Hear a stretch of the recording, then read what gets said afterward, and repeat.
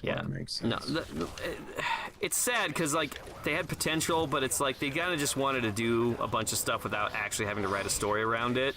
It's what happens when you let a director just make whatever the fuck he wants. Yeah. It really was just a fucked up fetish movie for him. Yeah. Like, you know, you make a studio enough money, every once in a while they're going to throw you a bone and let you do just crazy shit. Well, yeah, that's the way it works. Like, you get to do your pet project or whatever. Like, he just made Watchmen, and... Oh, is that the same guy? Yeah. Oh. It's Zack Snyder. So, Watchmen hadn't bombed yet. Yeah.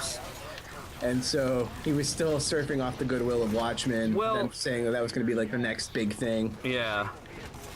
Well, the problem with the Watchmen was it's just most people just didn't get it. Right. They didn't want to get it. Yeah. Nobody paid that much attention. Like, it's fantastic if you know everything, but oh, fucking hell, they killed the Indian guy. But if you don't know what's going on or pay attention, it just seems like a disjointed gobbledygook. Code Talker is dead. And then there's a blue guy on Mars making glass pyramids and shit. Makes sense to me. Sign me up. Exactly. Well, how did that one end? The movie ended where he, Dr. Manhattan, spoiler alert. I was gonna say, are we spoiling this right now? Yeah, where Dr. Manhattan, like, makes the world hate him, essentially, right? Correct. Okay. Yeah, he teleports in a giant bomb. Yeah. And becomes the driving force behind the world's hatred. Yeah. Which is beautiful in a way. Yeah, but it's shitty compared to the comic book's ending. And what was the comic book ending one? I forgot that one. The comic book ending is that they had a group of the finest, like, artists and designers and mechanical engineers and bioengineers and stuff off on this ship somewhere. Sea ship or spaceship? Sea ship. Okay. If I'm remembering this, probably it's been a while since I've read it. But basically creating a fake alien. So they grew this giant alien creature. Okay. And then rather than dropping a bomb in, they drop in this giant alien creature, and it basically, like, it kills all the people in the city just like it did in the movie. Or, you know, almost all the people in the city. But what it does is it tricks humanity into thinking that there's an alien threat. Yeah. And so all of humanity bands together to ward off the evil that doesn't exist. Really? So that's why at the beginning, like, it's kind of one of the reasons why I wasn't a huge fan of the movie, because it sort of takes the whole idea of the comedian showing up at his what you call it, at the his old enemy's place. Yeah. And, like, crying at the foot of his bed, telling him how horrible it is because he didn't have anybody to do that kind of shit. Yeah. Like, it's because it was such a lie. Like, he knew that they were creating this thing to murder he knew that they're going to murder millions of people. Yeah. And that it was all for this big fucking lie. Like, it was just giant sick joke to get humanity together. And when you take that out, you sort of lose that reasoning. Like, oh, they're going to bomb the city and blame it on, like, Dr. Manhattan. And okay, well, that's not the same thing. Yeah. The idea of it being a giant fucked up joke. And when the logo for it is a smiley face button with blood on it. Yeah. It all ties together so incredibly beautiful. Yeah. Or beautifully, and then when you just make it about a bomb and whatever, it sort of destroys the point. Yeah. So that kind of killed it for me, because you know they went through and basically did the comic book, you know, frame for frame. Yeah. And then changed the ending. Yeah. Like, oh, well, that part's not necessary, though. It's like, motherfuckers, it's all necessary. If you're gonna do that, it's all fucking necessary. I like that, like, Manhattan, like, he saw the need for that, and, like, he was being self-sacrificing and stuff. Like, that was cool. Yeah. I mean, and he still explodes Rorschach and all that other stuff. Like, he's still, like, it's, a lot of that shit's the same. Yeah. It's just the reasoning behind the reasoning behind it and what makes it so fucked up and beautiful and all Yeah. that is that whole kind of lie portion of it, and that was completely missing, which, you know. Well, I guess bummed that's the me out. problem when you allow a director, you know, creative Well, control and like it tells that. and it tells me that you know, as much as he's a good filmmaker, Yeah. at times He doesn't understand the source material. disappoints the shit out of me a lot of times. But Yeah. he didn't fully understand the source material. Yeah. And if you don't really understand the beauty of why something's so great, Yeah. you can't, you know, you can't replicate it or create it. You Yeah. know?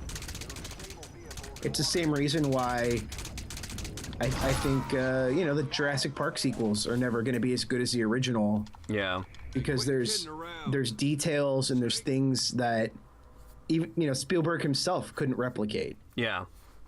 You know, there's reasons why things work so well in the way that they do, and Yeah.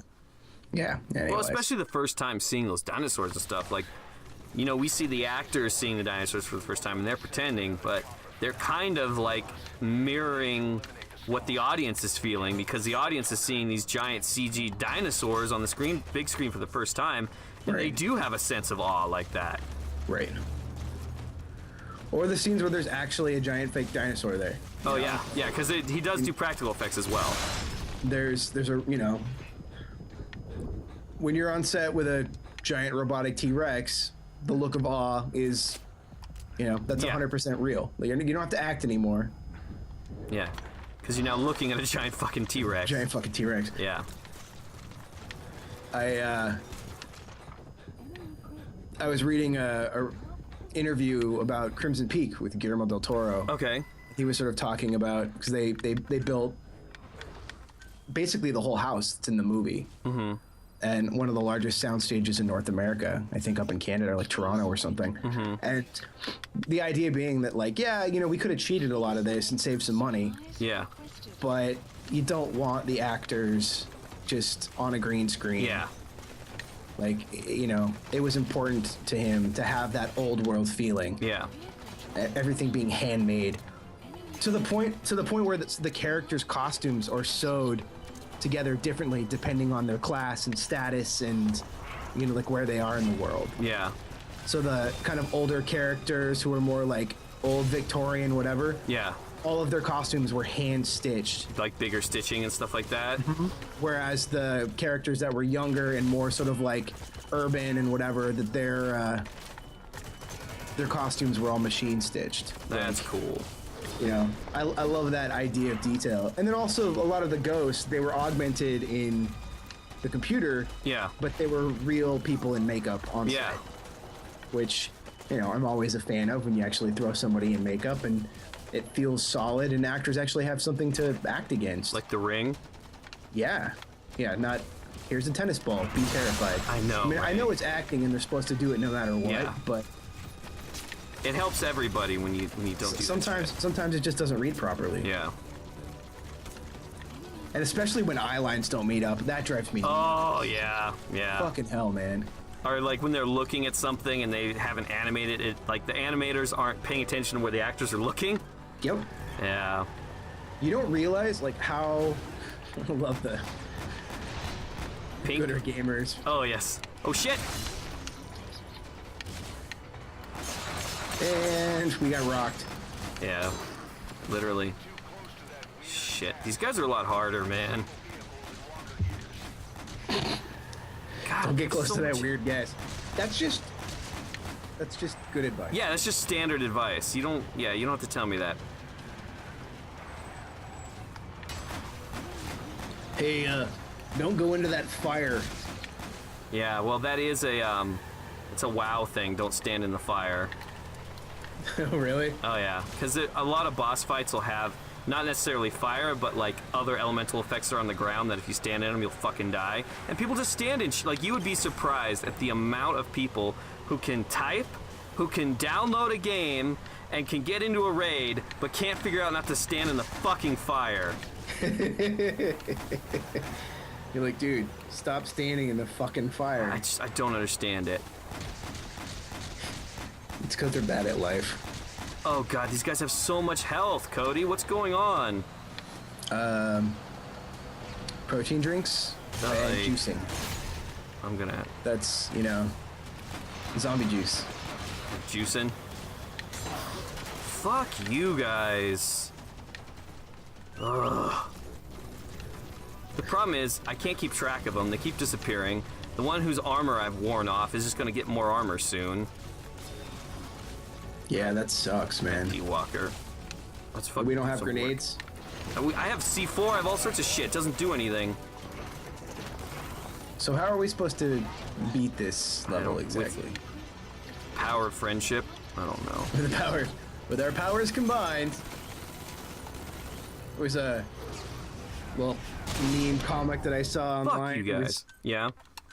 a bunch of people doing the whole Captain Planet thing, and it was like the ability to cook. And it was like, with our powers combined, we create a fully functioning adult. Nice. Yeah. The power to manage your time. Yeah, it was all just like basic life shit. That's hilarious. Like, I have a car. I know how to cook. With our powers combined. That's hilarious. Alright, this is gonna be my last try of this, and then I'm gonna look for strategies online. We cannot lose Code Talker. Fuck you, assholes! Ugh. Fucking twat burgers. Stay I out don't of even the know. list. So angry. Do you have to kill them, or can you just grab the old man and exfiltrate? I have to kill them because they're gonna shoot down my chopper or some shit. Wow, it's just metal I noises. think. I don't know. I'll check the mission next time I die.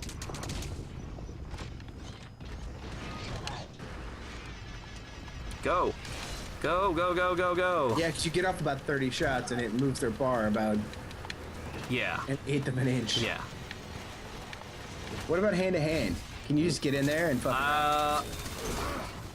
I can counter their melee moves. Can you knock them out and Fulton them? No.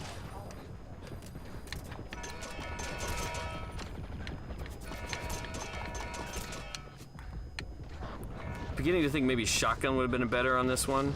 Maybe. Fucking hell.